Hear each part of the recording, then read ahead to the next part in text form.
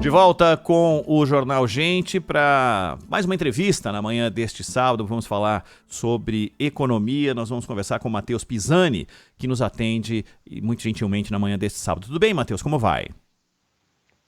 Bom dia, Ronald. Bom dia, Sônia. É um prazer estar aqui para conversar com vocês hoje. Muito obrigado pelo convite e também um ótimo dia para todos que acompanham o Jornal Gente aqui. Valeu, Matheus. Obrigado pela companhia. A gente teve decisão do Copom, teve ata do Copom, a manutenção dos juros em 10,5 ao ano, e eu estava tendo cuidado de ler a ata, o boletim e tudo que envolve a decisão tomada pelo Banco Central.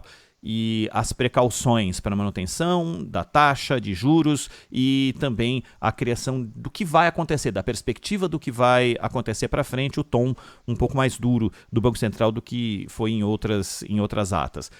Mas algumas coisas que estão ali relacionadas na ata não são exatamente ligadas à taxa de juros e que impõem uma condição de preocupação para frente. Por exemplo, o que a redução da taxa poderia trazer de benéfico para a economia não tiraria da ata esse tom um pouco mais duro do Copom para a economia para os próximos meses, ô Matheus?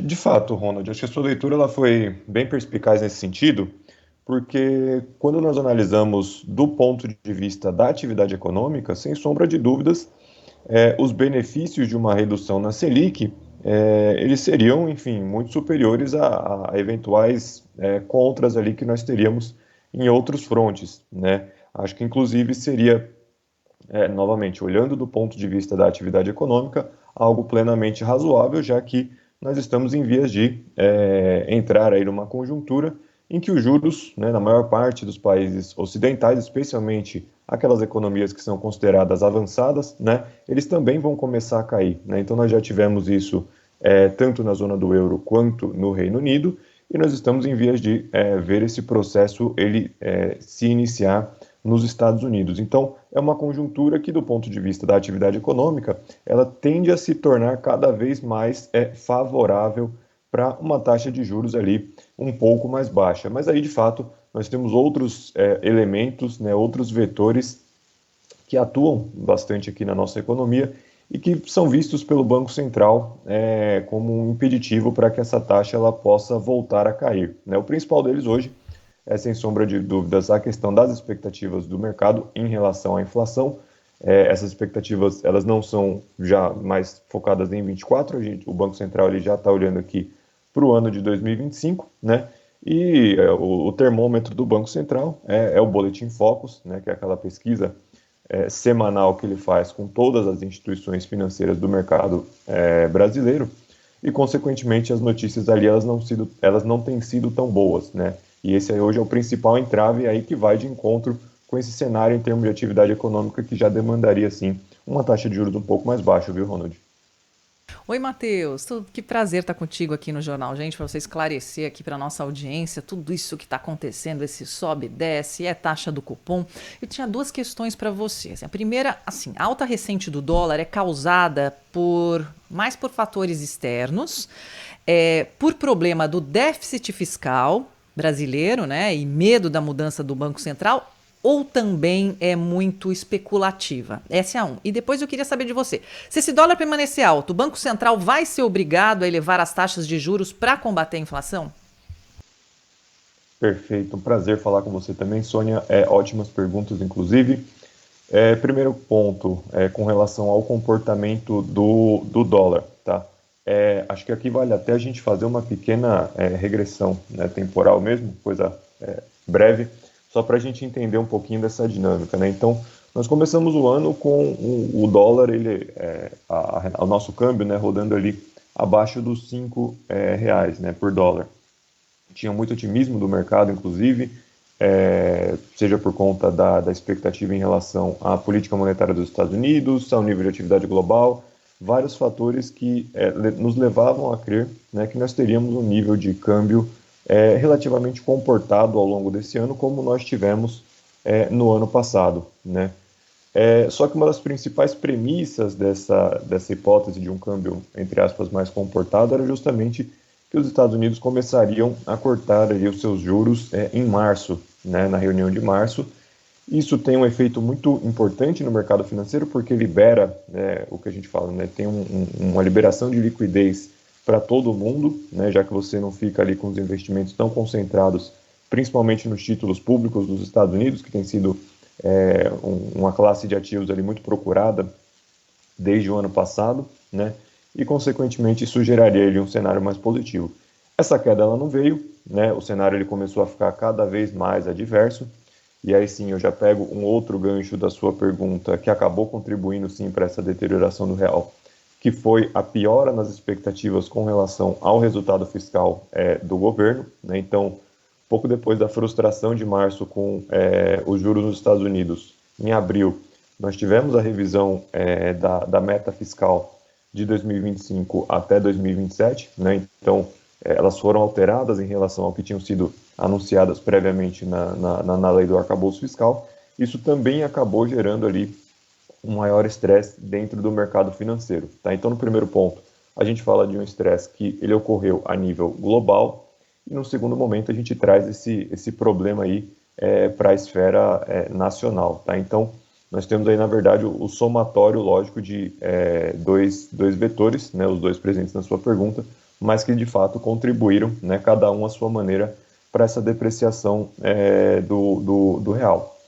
Temos aí, sem sombra de dúvida, alguma questão envolvendo especulação, principalmente agora, porque no segundo semestre a tendência lógico, excluindo aqui fatores de ordem geopolítica e tudo mais que nós temos visto que nos últimos dias tem causado ali algum estresse no mercado de câmbio, a perspectiva para o segundo semestre ela é um pouco mais positiva, tá? Mas ainda, é claro, pode ter algum resquício de especulação, já que existe muita incerteza no cenário, tá? Agora, com relação à sua segunda pergunta, Sônia, o câmbio ele pode sim afetar a condução dos juros, mas para que isso ocorra, a gente tem que ter uma materialização, né? O cenário mais claro, né, para que essa transmissão ela ocorra é através de uma materialização desse câmbio mais elevado em uma taxa de inflação também mais elevada, tá? Isso pode ocorrer, sem sombra de dúvidas.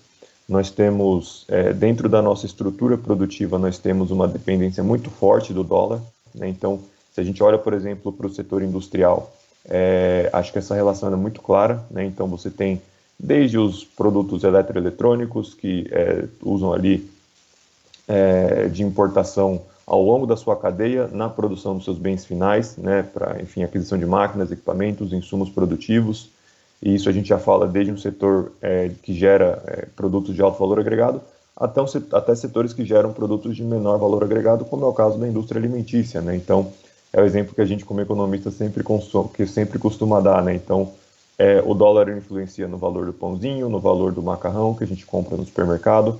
Então, ele está muito presente no nosso cotidiano e ele está muito presente na cesta de bens e serviços que compõem o IPCA. Tá? Então, essa deterioração do dólar, caso ela se estenda por muito tempo e caso ela piore, inclusive, ela pode afetar também a condução dos juros por parte do Banco Central. Ô Matheus, sempre em entrevistas com economistas e lendo sobre o que faz a roda girar da economia, sempre ouvi aquele tripé que envolve emprego, renda, e isso reflete na produção e, consequentemente, na ponta, né? Na ponta de quem vai consumir, seja no serviço ou seja na aquisição de algum tipo de produto.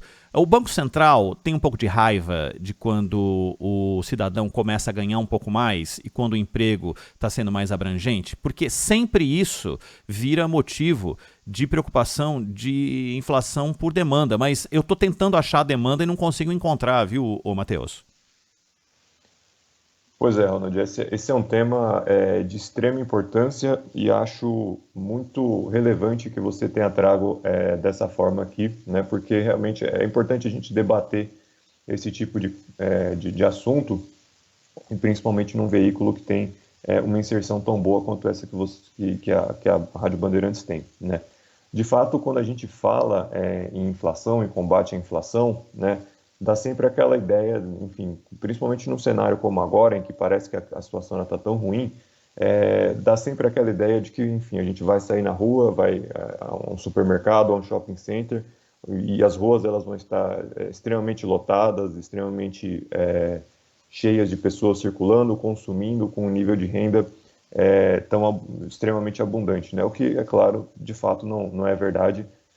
Isso vale para um grande centro aqui como São Paulo, como para outras capitais do Brasil e outras cidades Brasil afora, né? É uma realidade completamente ainda mais distinta quando a gente vai olhar para o interior e para os quinhões do Brasil, né? Muitos lugares com uma realidade completamente aquém a essa. Então, causa de fato uma estranheza, né? Uma controvérsia entre o discurso, quando você olha uma ata do Copom, um comunicado que está falando de uma atividade forte, de um mercado de trabalho aquecido, de um nível de renda que está ali a pleno vapor, e quando a gente olha a situação real, né? A conjuntura real. E por trás disso, né?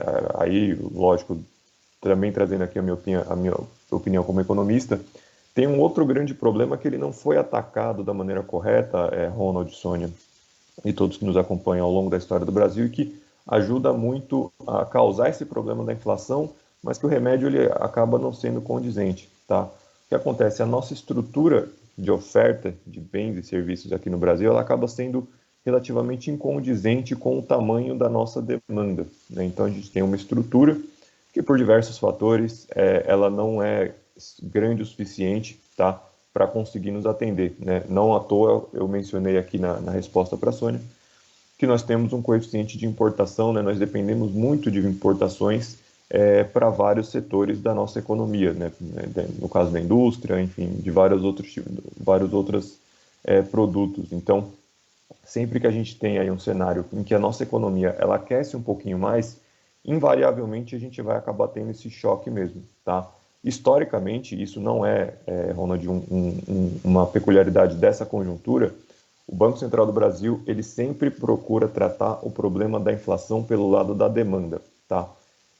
Isso está correto? Depende muito da conjuntura que a gente analisa, tá? Às vezes pode ser sim um problema de demanda um pouco mais aquecida que precisa ali de um resfriamento via taxa de juros, mas nem sempre esse é o melhor remédio, porque a gente acaba debelando com um pouco mais de força a nossa economia, a gente prejudica a nossa trajetória de crescimento, a gente prejudica o nosso mercado de trabalho, e isso acaba gerando aquele crescimento, né, no padrão voo de galinha, né, que vai sempre aos trancos e barrancos, você tem 2, 3 anos de bom crescimento, você estagna, em situações até mais negativas você entra numa recessão, né? Então muito disso passa por nós resolvermos problemas que são estruturais da nossa economia, né? Se a gente ficar só no paliativo de ficar aumentando os juros, de ficar encarecendo o crédito e dificultando a vida das empresas e das pessoas, né, para consumirem, não acho que essa seja a saída mais saudável para a economia do país como um todo. Pode até ser para a questão da inflação, né, para as metas que o Banco Central tem para cumprir. Agora, para o conjunto da economia, né, quando a gente leva em consideração PIB, taxa de desemprego e outros indicadores, certamente não é o melhor remédio, pelo menos não da forma como é utilizado aqui no Brasil. Matheus, pegando uma carona na pergunta do Ronald, em relação às mudanças no Banco Central, como é que você vê o perfil dos novos diretores indicados pelo governo e qual que deve ser o perfil do novo presidente do Banco Central, na sua opinião? Perfeito. Bom, os que foram indicados até aqui, né, acho que são pessoas extremamente qualificadas para ocuparem esses cargos, né? Acho que 2 aí têm sido mais destacados nessa atuação. Um é o diretor de política monetária, o Gabriel Galípolo, o outro é o diretor de assuntos internacionais, o Paulo Piketty. Eles têm assumido ali certo protagonismo, até por conta das interações com a imprensa, em eventos junto ao mercado financeiro e tudo mais. São pessoas de perfil técnico, né, principalmente o Paulo, tem cumprido ali com a agenda do Banco Central, seja no que diz respeito à questão do combate à inflação propriamente dito, que é o que acaba chegando mais para a gente, mas também outras agendas ali internas que a gente sabe que a autoridade monetária toca, né? Então, acho que não destoou, né, como muitos pensavam, né, e acho que esse era o principal temor do mercado financeiro antes do anúncio desses nomes, né? Nenhum deles destoou, né, significativamente do padrão de operação do Banco Central até aqui, né? E a gente vê isso, inclusive, refletido nas comunicações mais recentes, né? Então, nós tivemos ali, em maio, uma comunicação que foi um pouco mais conturbada, né, por fatores específicos e que eu não acredito a participação desses novos diretores essa perturbação. Acabou sendo só uma divergência de opinião completamente compreensível a partir do momento que nós tivemos acesso aos documentos, né, a ata e o comunicado posterior, né, e de lá para cá, acho que eles têm sido muito alinhados ali ao padrão do Copom, pelo menos desses últimos 2 anos. E acho que a tendência, Sônia, é que isso se mantenha, tá, na indicação do próximo presidente do Banco Central. Tem muita especulação, tem muito nervosismo por parte dos colegas do mercado financeiro, sem sombra de dúvidas, mas se a gente pegar, por exemplo, o próprio histórico do presidente Lula nos seus outros 2 mandatos, a gente não teve nenhuma dissonância muito grande em termos de indicação e tudo mais, né? Só lembrar que nos outros mandatos o próprio presidente do Banco Central era Henrique Meirelles, né? Então, um perfil assim bem ortodoxo, bem condizente, uma pessoa que veio do mercado e que tinha ali uma sinergia muito grande com os agentes financeiros. Então, acho que a preocupação, em parte, ela é válida, mas ela ganhou ganhou uma proporção um pouco mais elevada do que eu acredito que ela deveria, principalmente nesses últimos meses, né? A ponto, inclusive, de comprometer a dinâmica da precificação de, enfim, ativos importantes aqui para nós, como no caso do câmbio. Matheus Pisani, economista, que sempre com uma super gentileza nos atende aqui na Rádio Bandeirantes. Matheus, muito obrigado, um ótimo fim de semana para você, até uma próxima. Eu que agradeço mais uma vez pelo convite, Ronald, Sônia, um excelente final de semana para vocês e para todos que acompanharam aqui. Valeu. Para você também, muito Matheus. obrigado. 9h24.